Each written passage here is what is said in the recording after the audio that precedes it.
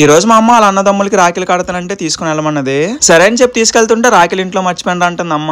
ఇంకా నయం రాఖీ పండుగను మర్చిపోలేదు. ఇప్పుడు పెద్దలు రాఖీ చూసే ముందు ఒకసారి చిన్నపిల్లల రాఖీ కూడా చూద్దాం పదండి. ఇలా అక్క తమ్ముడికి రాఖీ కట్టగానే వాళ్ళ అమ్మ ఇచ్చిన 100 రూపాయలు ఇచ్చేసాడు. వాళ్ళ నాన్న కొని తెచ్చిన డ్రెస్ కూడా ఇచ్చేసాడు.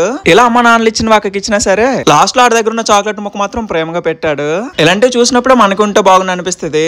ఇంకా మా అమ్మ కూడా వాళ్ళ తమ్ముడికి రాఖీ కట్టేసింది. ఇప్పుడు మా పెద్దమ్మాయికి రాఖీ కట్టడానికి తీసుకొచ్చాను. ఇంతలా తిప్పినందుకు ఇది నా కమిషన్ అనమాట. ఇప్పుడు మంచి బిర్యానీ చేసుకోవడానికి కోడి కావాలి కాబట్టి మా మాయాల ఫామ్ కి వచ్చాను. చూడగానే అరిచి గోల్ చేసిన చింటూ గాడికి 2 చికెన్ ముక్కలు వేస్తానగానే వంగు మరి సలం కొట్టాడు. దీన్ని వేసేద్దాం అనుకున్నాను కానీ రీసెంట్ గా పెళ్ళయిందంట అందుకు వదిలేసాను. ఇవేమో చిన్నవైపోయినాయి. లాస్ట్ కి కొంచెం వెరైటీగా కనిపించింది. అందుకే దీన్ని నీట్ గా సెలెక్ట్ చేసి పెట్టాను.